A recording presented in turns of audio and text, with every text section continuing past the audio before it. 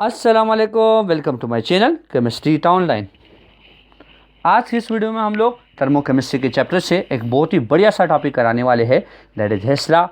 बेटा हेस लॉ को अच्छी तरीके से समझते हैं ताकि इस पर जो आई हुई न्यूमेरिकल्स है उसको हम आसानी से सॉल्व कर लें।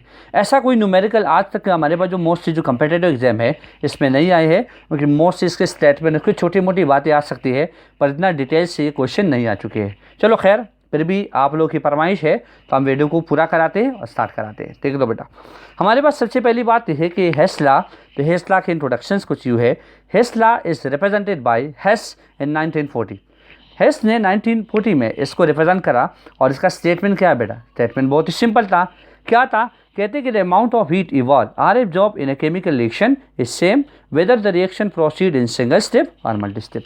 कहते बेटा कि अगर हमारे पास एक केमिकल रिएक्शन प्रोसीड हो रहा हो, लेट्स सपोज मान ले कि मैं ए से एक रिएक्टेंट मानो, ए के किस में कन्वर्ट हो गया बेटा? बी में, जो कि हमारे पास प्रोडक्ट है। अब आप देख सकते हो ए से वो डायरेक्ट बी में कन्वर्ट हो सकता है। मीन हमारे पास ये रास्ता एक हो गया, पहला राउट है जिसमें हमारे पास कुछ न कुछ हीट या तो इवॉल्व हुई होगी या तो हमारे पास एब्जॉर्ब हुई होंगी। कहा जाता है कि जो हमारे पास हीट जितना इवॉल्व हुआ या एब्जॉर्ब हुआ, चाहे रिएक्शन एक स्टेप में हो जाए या चाहे मल्टी स्टेप में हो जाए, वो सेम होगा। तो मल्टी स्टेप होने का मतलब क्या है कि ए मान ले सी में कन्वर्ट हुआ, सी मान ले डी में कन्वर्ट हो गया और डी कन्वर्ट हो गया किस में बेटा? बी में। तो आप देख सकते हो डी हमारे पास सेकंड राउट है। मतलब अब इस मल्टी स्टेप में जितना हीट इवॉल्व हुआ या एब्जॉर्ब हुआ उसको हम क्या कर देंगे बेटा? इकट्ठा कर देंगे तो एक दूसरे के बराबर हो जाएगी, जिसको मैंने रिप्रेजेंट किया है डेल्टा एच नॉट 1 2 3 से। तो हेस लॉ का बहुत ही आसान से मैथमेटिकल रिप्रेजेंटेशन करा सकते हैं कि जो हीट रिलीज या एब्जॉर्ब हुआ सिंगल स्टेप में उसको मैं डेल्टा एच नॉट इससे लिख दूँ, और जो हमारे पास मल्टी स्टेप में हो गया वो दोनों एक दूसरे की क्या होगी बेटा? वो बराबर होगी। तो अब ये हमारे पास हो गया mathematical form of what? Hess law. कि हीट इवॉल्व और absorb in a chemical reaction is same whether the reaction proceed in a single step और whether the reaction proceed in a multi step. समझ रहे हो बात को बेटा? आते इस पर न्यूमेरिकल सॉल्व कराते हैं। इस हेस लॉ का जो स्टेटमेंट है वो हमारे पास ईटा 2005 का एक क्वेश्चन था जो कि आया था और बिल्कुल हूबहू हम लोगों से स्टेटमेंट मांगा गया था। तो स्टेटमेंट याद रखना जरूरी है। अब देख तो बेटा इस रिएक्शन को कराते हैं। इस पर जो रिएक्शन हम लोग को दे रखे हैं तो हमारे पास क्या है कि अगर मान ले यहाँ पर मैं सोडियम हाइड्रोक्साइड की 2 मोल ले लूँ, 1 मोल कार्बन डाइऑक्साइड के साथ मिला दूँ, तो यहाँ पर हमारे पास सोडा एच बन जाएगा, Na2CO3 और साथ में बन जाएगा वाटर।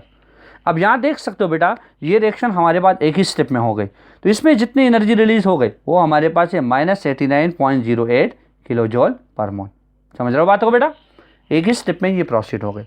अब एक काम कराते हैं, इनको मल्टी स्टेप में कराते हैं। तो मल्टी स्टेप में क्या कर देंगे बेटा? आप देख लीजिए, हम यहाँ से क्या कर देंगे? 1 मोल ले लेंगे, 1 मोल NaOH 1 मोल कार्बन डाइऑक्साइड के साथ रिएक्शन कर लेगा। तो देख तो NaOH और 1 का मोल कार्बन डाइऑक्साइड के साथ मिला, तो आप देख तो क्या बना देगा? NaH ये C और 3 ऑक्सीजन तो O3। तो हम क्या बोलेंगे? NaHCO3 NaHCO3 हमारे पास सोडियम बाइकार्बोनेट बना। अब ये तो हमारे पास ये जो जिस मल्टी स्टेप में ही होने जा रहा है, तो यहाँ पर क्या हुआ बेटा कि जितनी इंथैल्पी हमारे पास रिलीज हो गई इसको मान ले डेल्टा एच नॉट बोल दूँ और इसको मैं डेल्टा एच 1 बोल दूँ। कितना एनर्जी रिलीज हो गया? -48.06 किलो जॉल पर मोल। अब क्या होगा बेटा?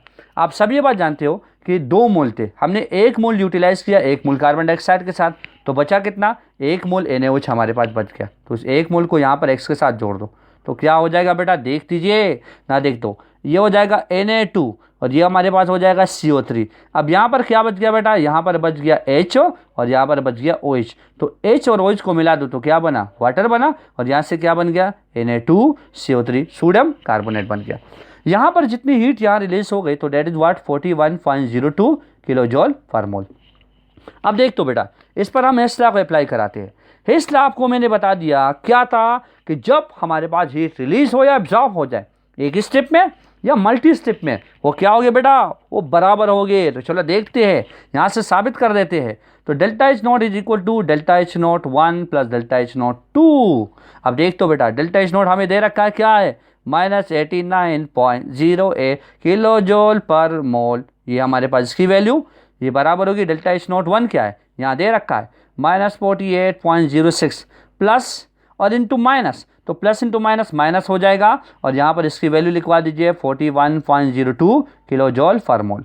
अब यहाँ देख तो बेटा -89.08 किलो जॉल पर मोल बराबर हो जाएगा इन दोनों का आप लोग इकट्ठा कर दीजिए तो -89.08 किलो जॉल पर मोल। तो बेटा यहाँ से बिल्कुल साबित हो गया कि क्या एक रिएक्शन प्रोसीड होता है एक स्टेप में या मल्टी स्टेप में, तो जितना हीट रिलीज होता है एब्जॉर्ब होता है वो बराबर होगा। बात समझ रहे हो बेटा। इस पर हम लोगों ने क्वेश्चन को सॉल्व कर दिया। अब इनकी एप्लीकेशन है, एप्लीकेशन पर भी अच्छे से बातें करा देते हैं बेटा। यही इसका तरीका है, अगर हमें ये तरीका आता है तो बहुत आसानी से हम इसको करा सकते हैं। चलो देख तो एप्लीकेशन पर थोड़ा बहुत बेस कराते हैं। अब यहाँ पर आप देख सकते हो कि हम लोगों को कहते हैं कि आपके पास मीथेन की फॉर्मेशन आप लोगों ने कर देनी है। Standard enthalpy of formation of methane आप लोगों ने इनडायरेक्टली कैलकुलेट करा देनी है। किससे करा सकते हैं बेटा? हेस्ला से। तो बेटा इनडायरेक्ट तरीका मतलब ये होगा कि आपकी मर्जी, आप इस मीथेन को बना लो, केवल हमारे पास इन्हीं वही एलिमेंट होंगे जो कि हमारे पास मीथेन में इंक्लूड है। तो यहाँ देख सकते हो बेटा मीथेन है। मीथेन हम लोग किससे बना दे? कार्बन से बना दे, और साथ में किससे बना दे बेटा? हाइड्रोजन से। तो ये इकट्ठा होकर क्या बना देगा? मीथेन। पर हाइड्रोजन की तादाद 4 है तो इसको आप 2 मोल कर लीजिए। अब यहाँ पर क्या है बेटा? इसके लिए जो एंथैल्पी है वो हम लोगों ने कैलकुलेट कर देनी है। बाकी बेटा हम लोगों को रिएक्शन दे रखे है। क्या दे रखी है हमको देखती दो। हम लोगों को क्वेश्चन दे रखा है कि यहाँ पर आप देख दो कि हमें कार्बन और 1 मोल ऑक्सीजन मिलकर कार्बन डाइऑक्साइड बनाता है तो इतना ही एनर्जी रिलीज करता है। 1 मोल हाइड्रोजन हाफ मोल ऑक्सीजन के साथ मिलकर वाटर बनाता है तो इतनी एनर्जी रिलीज करता है। और मीथेन को जनरेट कराते तो कार्बन डाइऑक्साइड और वाटर मिलता है तो इतनी हीट रिलीज हो गई। ये दे रखा है तो बेटा आप कुछ टेंशन लेने की जरूरत नहीं है। आप देख दो हम सोल्यूशंस पर डायरेक्ट आते हैं। सोल्यूशन ये है बेटा, अब आप देख दो रिएक्टेंट के साइड में हमारे पास कार्बन का कितना मोल? 1 मोल। और यहाँ पर आप देख सकते हो रिएक्टेंट के साइड में कार्बन कितना मोल? 1 मोल। इसका मतलब ये है कि पहले रिएक्शन में मैं कोई चेंज नहीं लेकर आऊँगा, वही का वही रिएक्शन मैं यहाँ पर लिखवा दूंगा। तो सोल्यूशन ये है, पहले रिएक्शन के साथ मैंने कोई चेंज नहीं किया तो कार्बन और ऑक्सीजन आपस में मिल गया और क्या बना दिया बेटा? Carbon dioxide. इसकी जो यहाँ पर एंथैल्पी अब इसको डेल्टा H नॉट 1 बोल दूंगा। यहाँ पर आप देख दो -393.7 किलो जॉल पर मोल एनर्जी इन्होंने रिलीज कर दी। समझ रहे हो बात को बेटा? आगे स्टेप को देख दो। अब यहाँ पर क्या है बेटा? आप देख सकते हो कि रिएक्टेंट के साइड में हमारे पास हाइड्रोजन की तो 2 मोल है, और यहाँ पर आप देख दो तो यहाँ पर रिएक्टेंट के साइड में हाइड्रोजन 1 मोल है।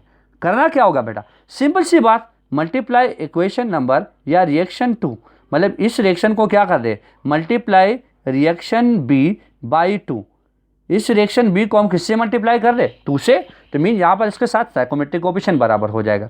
तो क्या हो जाएगा? हम बोल देंगे 2H2। अब यहाँ देख दो बेटा, आधा और आधा तो क्या हो जाएगा बेटा? पूरा हो जाएगा। तो हम बोलेंगे O2, और यहाँ पर क्या हो जाएगा? 1 मोल है तो 2 से मल्टीप्लाई कर दो तो ये 2H2 हो गया। अब बेटा जितनी एनर्जी यहाँ पर रिलीज हो रही वो तो 1 मोल की रिस्पेक्ट में थी, अब 2 मोल की रिस्पेक्ट में कितनी होगी? तो delta H is equal to -285.7 को किससे मल्टीप्लाई कर दे बेटा? 2 से। तो हमारे पास आंसर आ जाएगा 571.4 किलो जॉल पर मोल। समझ रहे हो बात को बेटा? मैंने पूरी रिएक्शन को किससे मल्टीप्लाई करा दिया? 2 से। तो 2H2 हो गया, आधा और आधा तो हमारे पास क्या होगा? पूरा ऑक्सीजन हो जाएगा, और 2 मोल वाटर हमारे पास बन गया। अब देखता है ये बेटा कि मीथेन तो हमारे पास प्रोडक्ट की साइड में, और यहाँ पर हम लोग को रिएक्टेंट के साइड में दे रखा है। हमें निकालना ये वाला है, तो मैं इस रिएक्शन के साथ क्या करूँ? आप बताओ। शाबाश बेटा, बोल दो क्या करें? यस, हमें क्या कर देना है? इस रिएक्शन का रिवर्स लेना है। तो हम क्या करेंगे? तो दूसरा रिएक्शन हमने लिखवा दिया, अब तीसरी को लिखते हैं। तो हम क्या बोलेंगे? Reverse reaction C. C reaction को बिल्कुल रिवर्स में लिख दीजिए। तो रिवर्स में लिख दो, क्या हो जाएगा? CO2 2 mole water, it will form methane plus 2 mole O2। और जैसे आप रिवर्स करोगे तो इस वैल्यू का भी आप लोग रिवर्स लिख दोगे। इस वैल्यू का रिवर्स हमारे पास क्या हो जाएगा बेटा? बोल दो। तो delta H not 3 is equal to ये हो जाएगा +890 किलो जॉल पर मोल। अब बेटा इनका नेट रिएक्शन निकालो। रिएक्टेंट की साइड और प्रोडक्ट की साइड जो एक ही जैसे कंपोनेंट होते हैं काट लीजिए, और बाकी आप लोगों ने सब के सब एंथैल्पी की वैल्यू को इकट्ठा कर देनी है। अब देख दो, कार्बन डाइऑक्साइड रिएक्टेंट के साइड 1 मोल, प्रोडक्ट के साइड 1 मोल। यहाँ पर आप देख सकते हो कि हमारे पास क्या है बेटा? ऑक्सीजन हमारे पास क्या है? 2 मोल है प्रोडक्ट के साइड, और यहाँ देख दो रिएक्टेंट के साइड 2 मोल ऑक्सीजन है, इसके साथ कट गया। अब यहाँ पर आप देख सकते हो बेटा 2 मोल हमारे पास वाटर है और 2 मोल वाटर प्रोडक्ट के साइड, तो दोनों कट गया। बचे क्या? कार्बन। बचे क्या? 2 मोल हाइड्रोजन गैस, और बचा क्या? CH4। यार देखते ही तो निकल गया। तो carbon plus 2 hydrogen gas, it will form CH4। अब बेटा और कुछ नहीं कर देना है, आप लोगों ने हेस्ला को अप्लाई कर देना है। हेस्ला क्या था? Delta H not is equal to delta H not 1 plus delta H not 2 plus delta H not 3 अब देख तो बेटा जो वैल्यू आप लोगों ने यहाँ पर कैलकुलेट करा रखी है वो डायरेक्ट इसमें रख दो। तो ये देख तो delta is not is equal to delta is not 1 हमारे पास क्या है बेटा, दैट इज 393.7 प्लस, ठीक है, और यहाँ पर वैल्यू 571.4, तो प्लस इंटू माइनस माइनस 571.4, और यहाँ पर क्या है बेटा प्लस इंटू प्लस, तो प्लस हो जाएगा, और ये 890 किलो जूल। तो delta H not is equal to, इससे हमारे पास बेटा जो पूरे के पूरी वैल्यू आ जाएगी, इसका जो आंसर हमारे पास है वो क्या होगा, कैलकुलेट करा दो तो ये आ जाएगा -74.8 किलो जूल पर मोल। तो देख तो बेटा हम लोगों ने ये डायरेक्टली निकाल दिया। बात समझ रहे हो बेटा। इसी तरीके से जो भी क्वेश्चन आएगा आप सेकंडों के हिसाब से सॉल्व करो। अब आप लोगों को मैं इस पर एक शॉर्ट ट्रिक बता देता हूँ कि किस तरीके से इस क्वेश्चनों को आप सॉल्व करोगे। मीन में तो आप लोगों ने वैल्यू दे रखी थी, हो सकता है को आप लोगों को XYZ जैसे फिगर दे ले और कहते कि इससे कैलकुलेट कर लो, तो चलो उस पर भी करा देते हैं। टेंशन लेने की कोई ज़रूरत नहीं है, हम यहाँ पर टेंशन को भगाने के लिए आए हैं, ठीक है बेटा। तो आप देखते थे इस पर दूसरा क्वेश्चन कराते शॉर्ट ट्रिक से। अब यहाँ पर कहते हैं बेटा ये क्वेश्चन आप लोगों को दे रखा है, कहते हैं कि आपको एंथैल्पी ऑफ सब्लिमेशन मालूम कर देना है बेटा, किसके लिए, आयोडीन के लिए। तो बेटा आप सब्लिमेशन के टर्म हम सब लोग ये जानते हैं कि व्हाट इज सब्लिमेशन।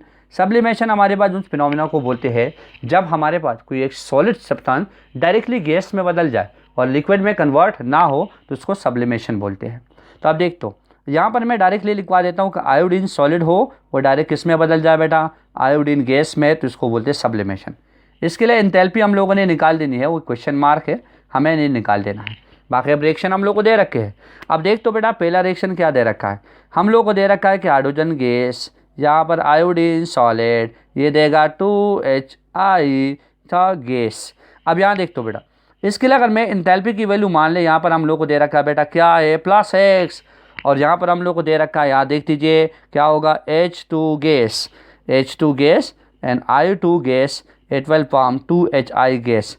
अब क्या है बेटा इसके लिए जो डेल्टा H नॉट 2 की वैल्यू दे रखी है वो क्या है -Y। बेटा अब यहाँ पर देख तो मैं क्या करूँ, आप लोग मुझे बता दो, क्या हाइड्रोजन सॉलिड या रिएक्टेंट सेट में है, तो हम बोलेंगे हाँ ये आयोडीन सॉलिड जो है रिएक्टेंट के साइड में, यहाँ भी रिएक्टेंट के साइड है।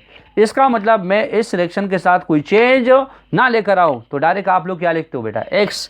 अब इसके साथ क्या करूँ तो मुझे बताओ जल्दी करो, तो हम बोलेंगे यार आयोडीन गैस वो तो प्रोडक्ट की साइड में होना चाहिए और यहाँ रिएक्टेंट की साइड में है, हमें क्या कर देना है इस रिएक्शन को रिवर्स कर लो। तो जल्दी से रिवर्स कर लो तो हो जाएगा 2HI gas, A12 form H2 gas plus I2 gas, और यहाँ पर इसकी जो हमारे पास डेल्टा H नॉट 2 की वैल्यू है -Y की बजाय क्या हो जाएगा बेटा +Y हो जाएगा, और ये पूरे क्वेश्चन में यहाँ से हटा दूंगा। बात समझ लो बेटा।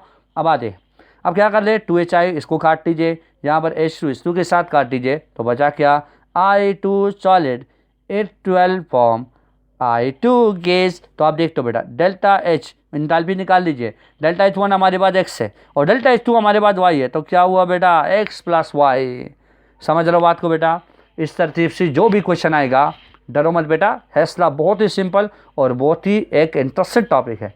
आप इसको शौक़ से पढ़ो तो मतलब आप लोगों को इसमें दिलचस्पी शुरू हो जाए, दिलचस्पी पैदा हो जाएगी, आप इसको सीख पाओगे। तो उम्मीद है आप लोगों को वीडियो अच्छी लगी होगी। Thank you for watching my video. अल्लाह हाफिज़।